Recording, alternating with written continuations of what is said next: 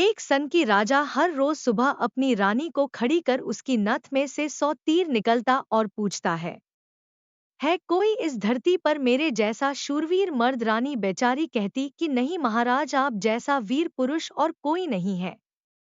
समय बिता एक बार रानी की माँ रानी से मिलने आई। जब उसने रानी की हालत देखी तो उसकी आंखों में पानी आ गया।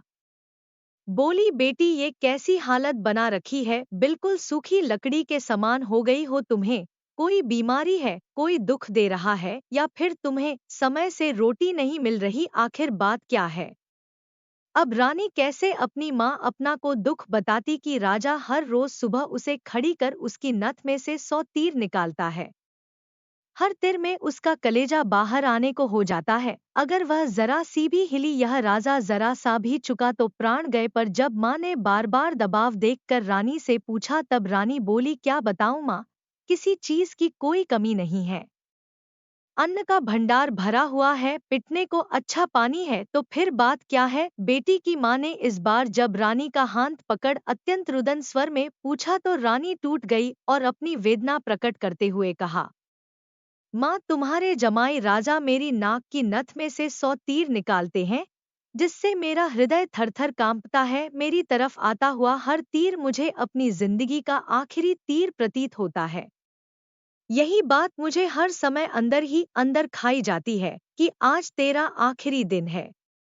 बस माँ, इसी चिंता के कारण कुछ भी खाना पीना मेरे हलक से नीचे नहीं उतरता। रानी की माँ ने हैरान होते हुए कहा, यह तुम क्या कह रही हो बेटी, यह कब हुआ?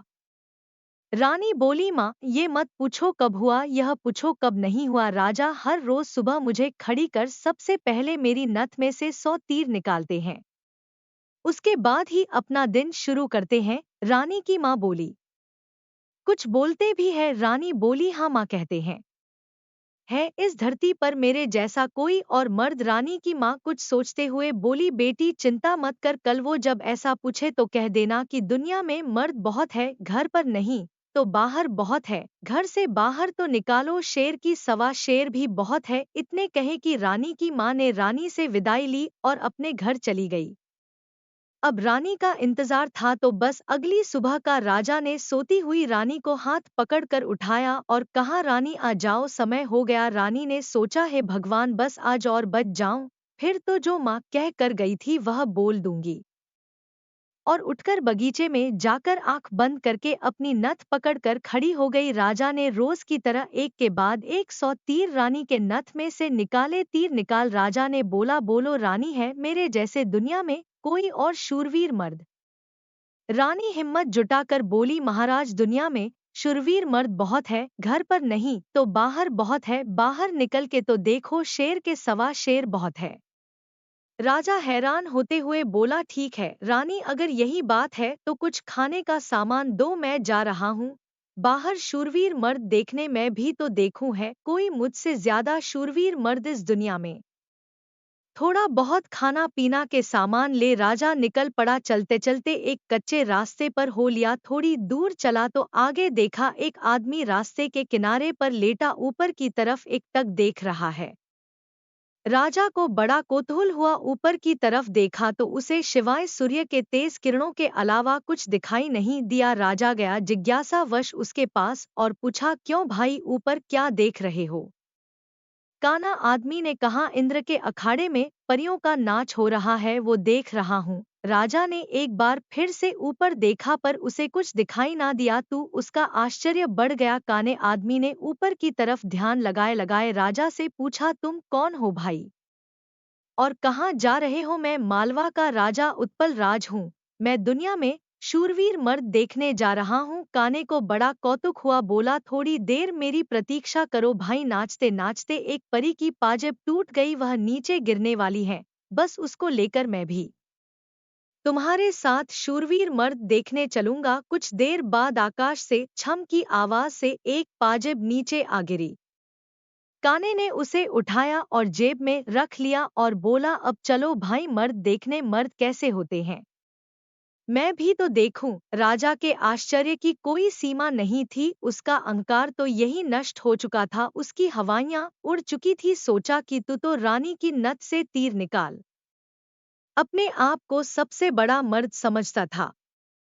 तेरे से ज्यादा तो यह काना है। एक आंख से अंधा होते हुए भी इंद्र के अखाड़े में क्या हो रहा है देख लेता है। अब राजा और काना आदमी दोनों एक साथ चल पड़े। मर्द देखने राजा और काना आदमी कुछ दूर ही चले थे। आगे एक नौजवान व्यक्ति धनुष बाण लिए किसी की प्रतीक्षा में बैठा था। राजा ने उससे भी पूछ लिया, क्यों भाई, कैसे बैठे हो?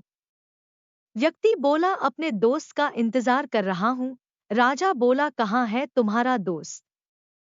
व्यक्ति बोला, मैंने 100 कोस पर तीर मारा है, उसे लेने के लिए गया है। इतना सुना कि राजा के पैरों नीचे से जमीन खिसक गई। तभी नौजवान व्यक्ति राजा और काने आदमी से पूछा, तुम लोग कहाँ जा रहे हो? काने आदमी ने कहा, मर्द देखने। उत्सुकतावश नौजवान ने, तो भाई हम भी चलेंगे तुम्हारे साथ मर्द देखने, बस थोड़ा इंतजार करो, मेरा दोस्त अभी तीर लेकर आता ही होगा। राजा बोला, 100 कोस से आज ही थोड़े ना आ जाएगा, उसे तो कई दिन लगेगा। नौजवान ने मुस्कुराते हुए कहा, नहीं मान्यवर, उसे 100 कोस जाने और आने में सिर्फ 1 घंटा लगता है। थोड़ी देर में एक लंगड़ा व्यक्ति नौजवान के द्वारा छोड़ा हुआ तीर हाथ में लेकर आता है। अब राजा को काटो तो खून नहीं, रानी की नथ में से तीर निकाल। खुद को मर्द शूरवीर समझने वाला राजा को अब एक से एक बड़े शूरवीर टकरा रहे थे। वो जिस बिल में हाथ डाल रहा था वहीं से सांप फुफकारते हुए निकल रहे थे। एक काना आदमी जो एक आंख ना होते हुए भी इंद्र की अखाड़े में परियों का नाच देख रहा है। एक युवा पराक्रमी नौजवान 100 कोस तक तीर मार रहा है। एक अपाहिज लंगड़ा आदमी 100 कोस की दूरी सिर्फ 1 घंटे में नाप देता है। बोझिल कदमों के साथ राजा अब उन तीनों के साथ आगे चल पड़ता है। चलते चलते वे एक नगर में पहुंचे जहां एक राजा की लड़की का स्वयंवर चल रहा था। स्वयंवर की शर्त थी कि जो व्यक्ति जो 50 कोस से 2 घंटे में हंसता पान बोल सुपारी ला देगा, उसी के साथ रानी का विवाह कर दिया जाएगा। चारों में से लंगड़ा ही इस काबिल था जो कोसों की दूरी मिनटों के हिसाब से तय कर सकता था। अंततः चारों की सलाह पर लंगड़ा व्यक्ति स्वयंवर की शर्त पूरी करने के लिए तैयार हो गया और शर्त अनुसार हंसता पान और बोल सुपारी लाने के लिए चल पड़ा। रानी के स्वयंवर की शर्त अनुसार लंगड़ा व्यक्ति तेजी के साथ उस दिशा में बढ़ने लगा जहां हंसता पान बोल सुपारी का पेड़ था। अपने दिव्य गति से थोड़ी समय में वो उसे पेड़ के पास जा पहुंचा। उसने सुपारी तोड़ी और अपनी जेब में डाल ली। सोचा, अभी तो बहुत समय है, क्यों ना थोड़ी देर सुस्ता लिया जाए। यह सोचकर वह उसे पेड़ के नीचे बताने के लिए लेट गया, सुस्ताने के लिए लेट गया। ठंडी हवा के झोंके से जल्दी ही उसकी आंख लग गई। उधर तीनों की समय बीतने के साथ साथ चिंता बढ़ रही थी। 2 घंटे पूरे होने को आए थे, बस थोड़ा समय ही बचा था। नौजवान तीरंदाज ने कहा, इतना समय तो उसे कभी नहीं लगता है, जरूर कुछ बात है। काने आदमी ने कहा, रुको मैं देखता हूँ। जब काने ने देखा तो वो पेड़ के नीचे सो रहा था और पेड़ से एक खूंखार जहरीला सांप उसे काटने के लिए उसकी तरफ बढ़ रहा था। जब यह बात उसने साथियों को बताया कि वो तो सो रहा है और एक जहरीला सांप उसकी तरफ बढ़ रहा, तब तीरंदाज नौजवान ने काने से कहा, तुम मेरे तीर का निशाना सांप के फन पर लगाओ। काने ने कहा, हाँ ये ठीक है, निशाना लगाकर मैं हुंकार भरूं तब तुम तीर छोड़ देना। काने ने तीर को सांप के फन की दिशा में लगाकर जैसे ही हूं कहा तीरंदाज छोड़ दिया। तीर सीधा जाकर सांप के फन पर लगा और धड़ाकी आवाज के साथ सांप नीचे गिर गया। आवाज सुन लंगड़ा आदमी हड़बड़ाहट के साथ उठकर बैठ गया। देखा तो एक जहरीला सांप उसके पास मरा पड़ा है और उसके दोस्त का तीर सांप को लगा हुआ है। सारा माजरा समझते हुए उसे देर ना लगी। वो दिव्य गति से नगर की ओर दौड़ा। समय रहते वो हंसता पान और बोल सुपारी लेकर राजमहल पहुंच गया।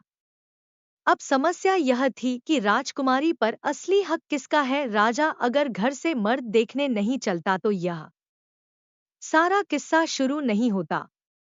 काना अगर अपनी दिव्य दृष्टि से देखकर लंगड़े व्यक्ति को सांप से नहीं बचाता तो राजकुमारी की स्वयंवर की शर्त कैसे पूरी होती नौजवान तीरंदाज के पास 100 कोस तीर चलाने की क्षमता न होती तो भी उसके मित्र को सांप 10 लेता और शर्त पूरी नहीं होती। लंगड़े व्यक्ति के पास दिव्य गति ना होती तो भी राजकुमारी स्वयंवर की शर्त पूरी ना होती। राजकुमारी का पति कौन होगा?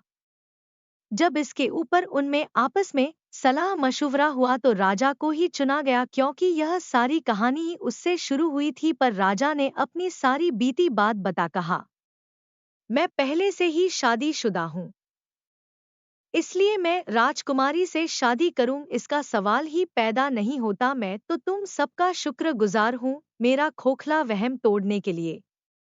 काने ने कहा, मैं तो इंद्र के अखाड़े में अपनी परियों के साथ ही खुश हूँ, और वैसे भी मेरे दिन अब उस ऊपर वाले को याद करने के हैं। बारी आई युवा तीरंदाज की। उसने अपने मित्र से कहा, मित्र, राजकुमारी के साथ तुम्हारा विवाह होना चाहिए, क्योंकि तुमने ही स्वयंवर की शर्त का सीधा पालन किया और राजमहल में शर्त अनुसार हंसता पान और बोल सुपारी लेकर आए।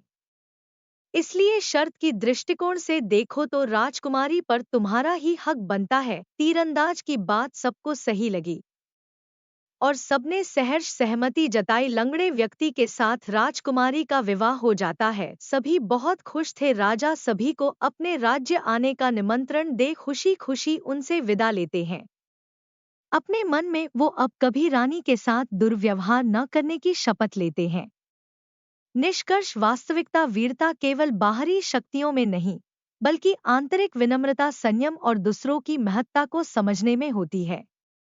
राजा उत्पल राज्य ने स्वयं को सबसे बड़ा शूरवीर माना और अपने अहंकार में अंधा हो गया था। वह अपनी रानी पर अत्याचार कर अपनी वीरता का प्रदर्शन करता था, परंतु वास्तव में वह अपने भीतर की हीन भावना और असुरक्षा को छिपा रहा था। अपनी यात्रा के दौरान राजा की ऐसे व्यक्तियों से मुलाकात होती है जिनकी क्षमताएं उससे कहीं अधिक होती है। उस एक आंख वाले का दिव्य दृष्टि से इंद्रलोक का नृत्य देख पाना, उस युवा तीरंदाज का 100 कोस दूर तक तीर मारना और अपाहिज व्यक्ति का अद्वितीय वेग से दूरी तय करना, यह सभी घटनाएं राजा को यह समझाती है कि यह संसार अप्रतिम और असीम क्षमताओं का भंडार है।